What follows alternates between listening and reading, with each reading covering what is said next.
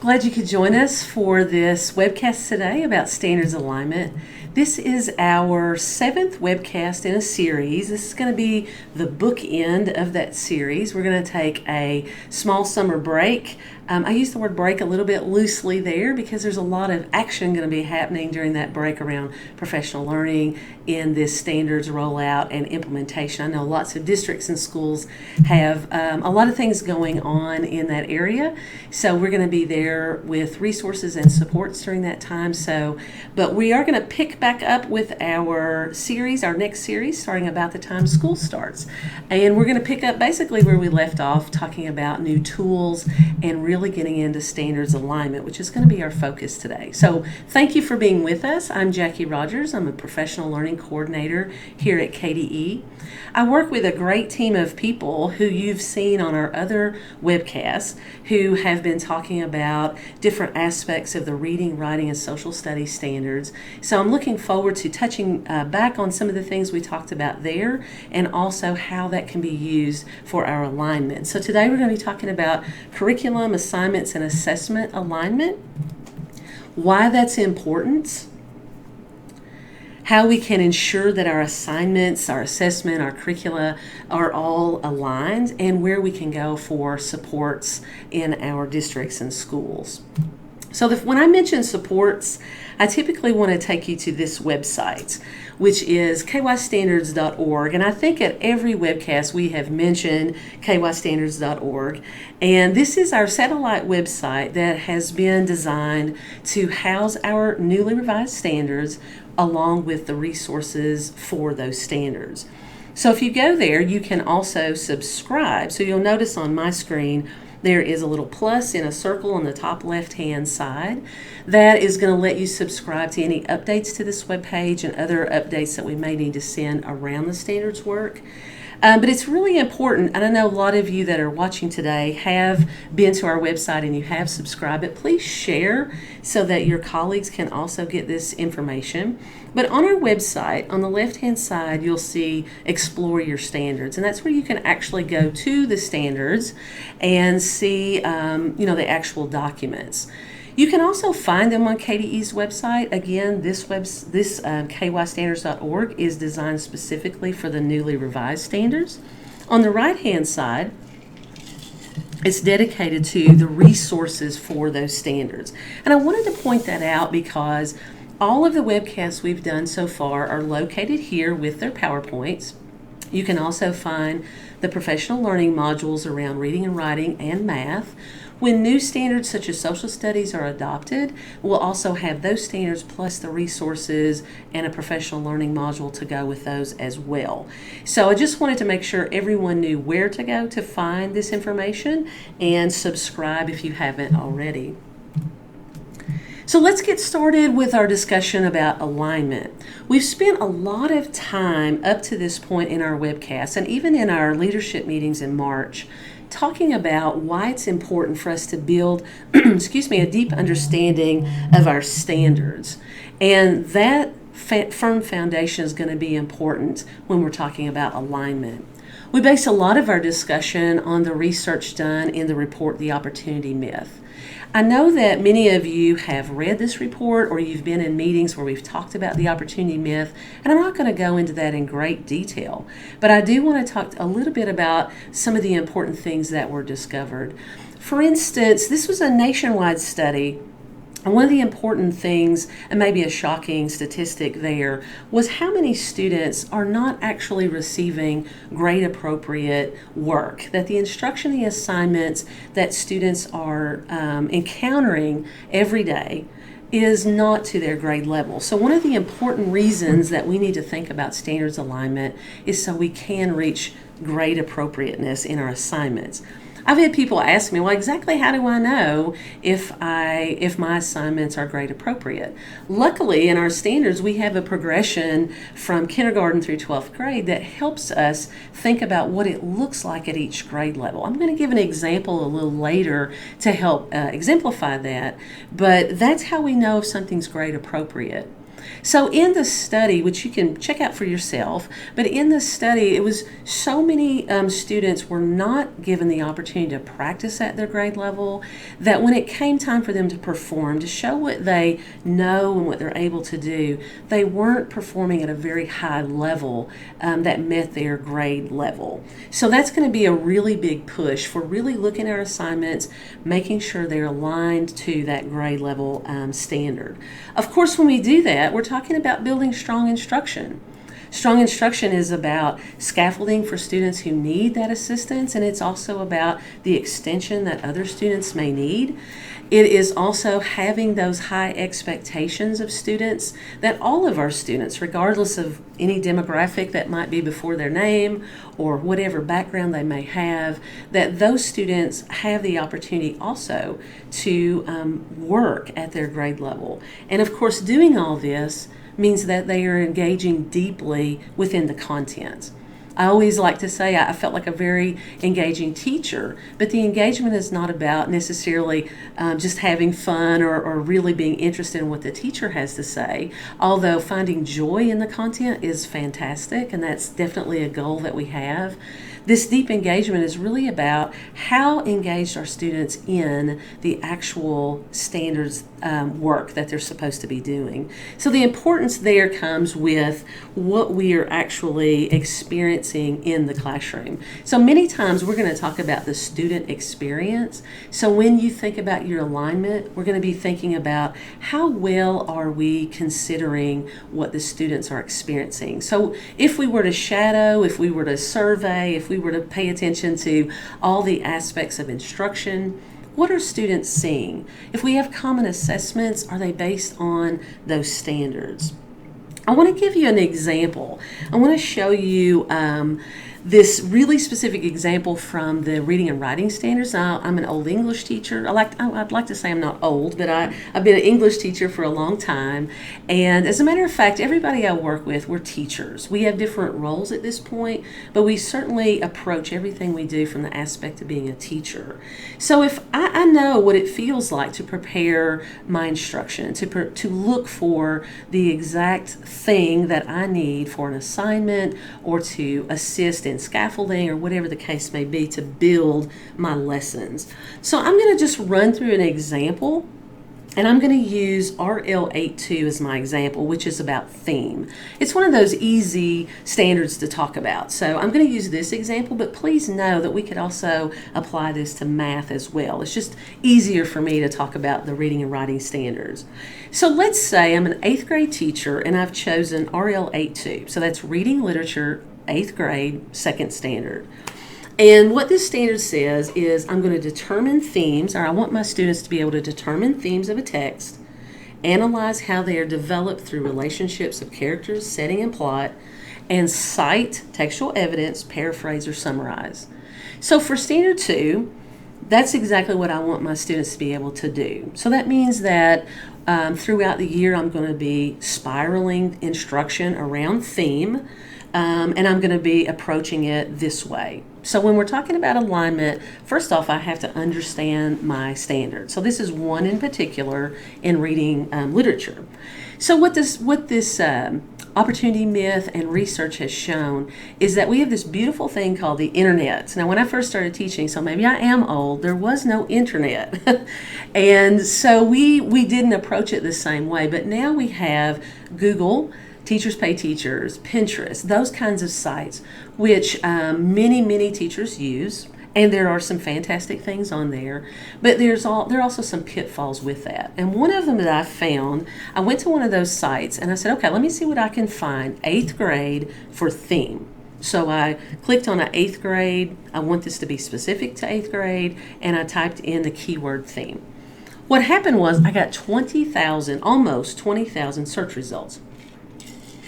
And that's at first exciting.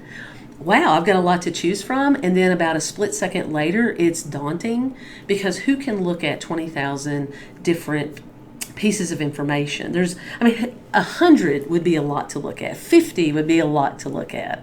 So I had to figure out, how would I discern between all of these what is good?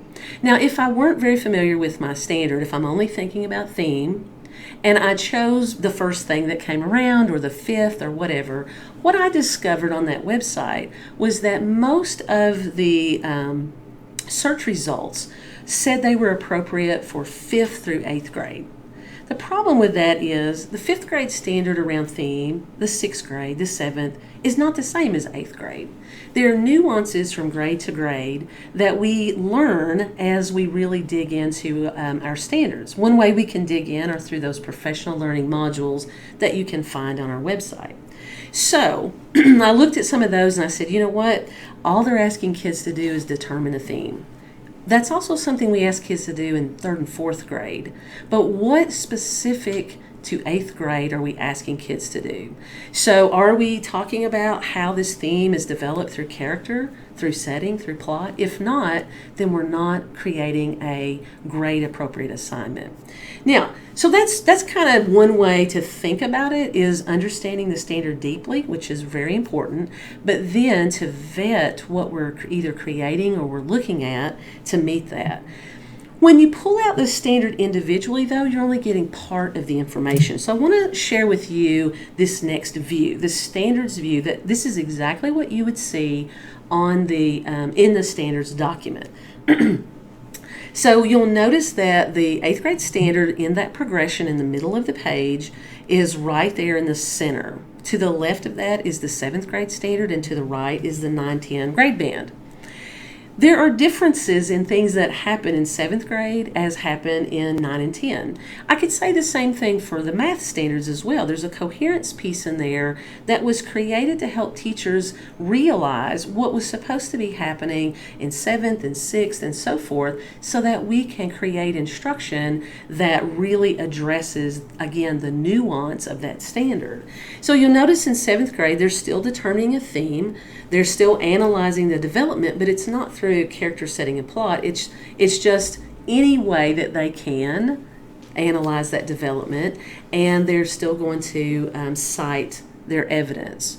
It gets really specific in 8th grade, and then it changes some even in 9th and 10th. When I say change, I also want to point out it means building on. So we take what we've learned in the grade before and we build on that to the next grade or grade band. So this is a piece that's really important in the standards document. Another part that can be really important as you're trying to figure out how you can find things to supplement your curriculum, because we know teachers and instructional coaches, lots of people spend a lot of time supplementing curriculum. That's really just a big part of what we do. This multidimensionality piece at the bottom of the page is extremely important for doing just that. You'll notice that it's color-coded and also has different fonts, such as the green and italics is comprehension. So how do students show their comprehension? So if you'll notice the very last italicized part, they cite their evidence and it tells how they do that. The maroon part that's in caps, all caps, is the content. That's the word themes. That's where most people go to do those generic searches. I know I'm going to talk about themes, so I typed in theme and a bunch of stuff came up. And that's a start. But where most things lose their kick is with the purple or the bold, which is the analysis part. So are they asking students to analyze how this theme is developed in a certain way? So I wanted to give this really specific example just to show you pieces of the standards document. The writers of our standards for mathematics, for reading and writing, and also for social studies, and in the future for our other standards, have spent a lot of time trying to create the best support possible for teachers. So remember, these were Kentucky teachers that reviewed and revised our standards, that had their hand all over it, that were charged with making our standards more concise, but also clear and with clarification. So there's a big challenge in doing all of that. They've been able to do that very well. In reading and writing, they've added the interdisciplinary literacy practices.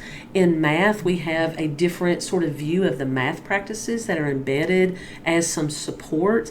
You have lots of information inside that document that you might lose if you only pull out the standards alone. I know several people have asked me, how can I print this document? It's a very large document. We get that. When it was created, the idea wasn't how do we print it, but rather how can this be the most interactive and easiest document for teachers to use. So the idea was that this be digital, that we could click on the topic or whatever it is we are looking for on the standard, on the progressions, that we could see standards in many different ways, and that we could see all the support that goes with it in a very easy way. Now, when you print a large document, it's very difficult to do that. So I would just caution you, because I know a lot of people want things on paper, but think about how you might also use that digitally so you don't lose the important supports that are buried right in. Actually, they're not buried. They're a part of, very clearly, of your standards. Again, going back to the professional learning modules, those are the things that you're going to find you're going to find all those supports and let you explore them through those modules.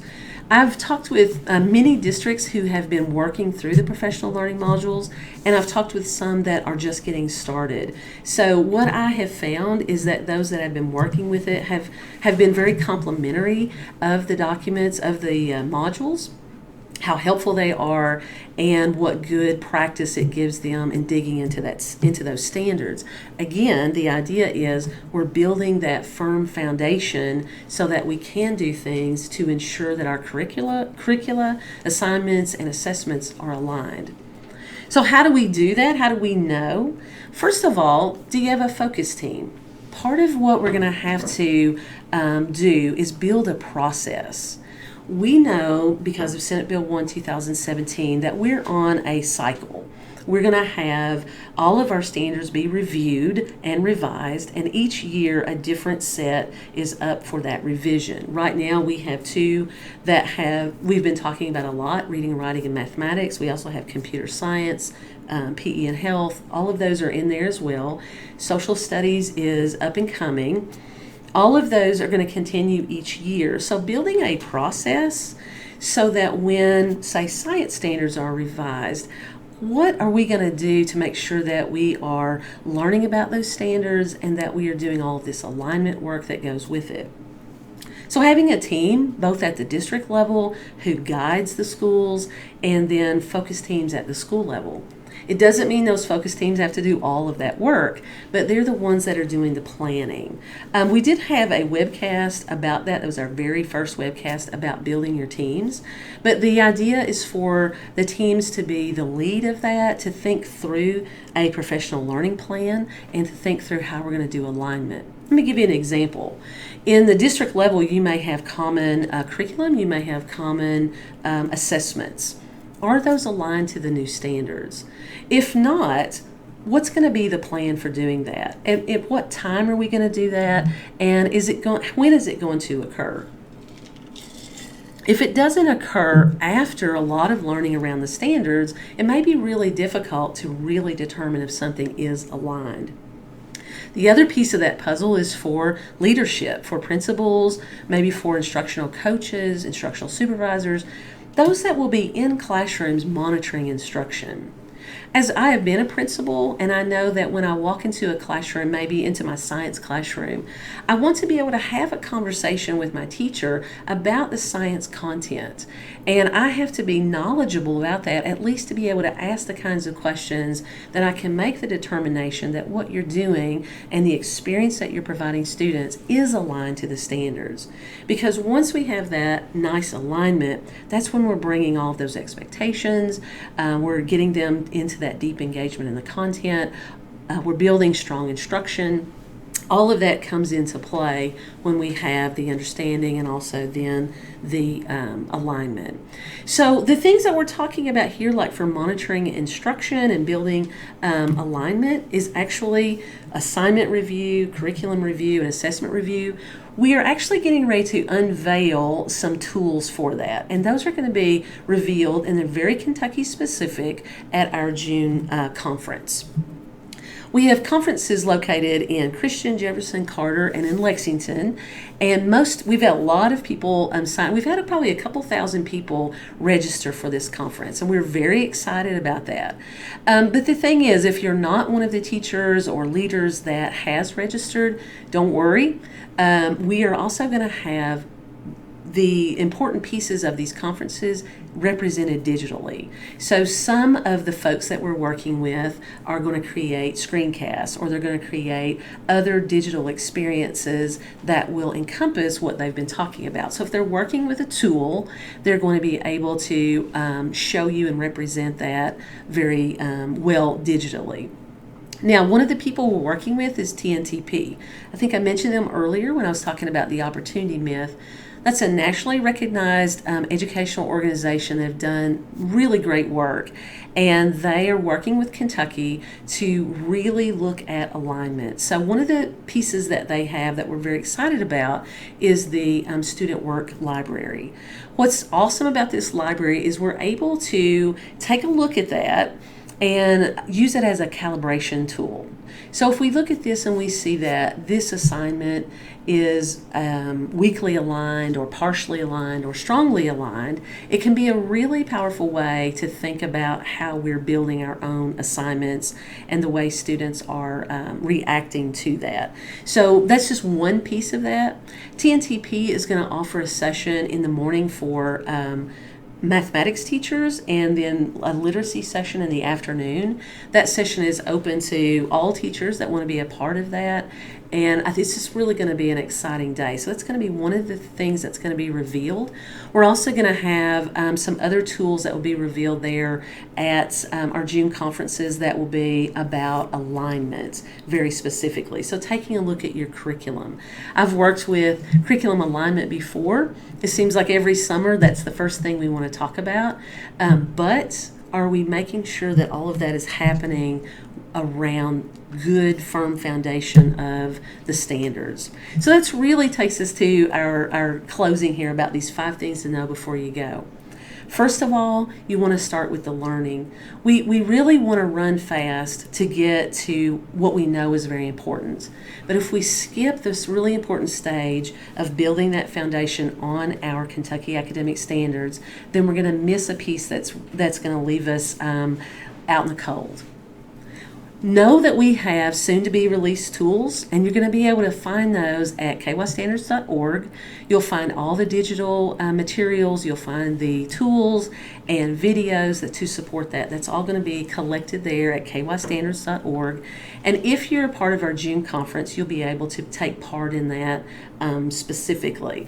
These are interactive sessions where you'll be able to learn and also practice what you're doing.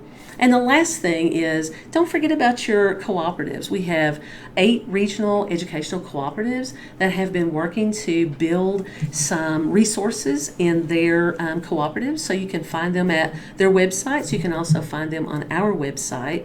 And just see what they have to offer in that sense as well, because that's part of what they do.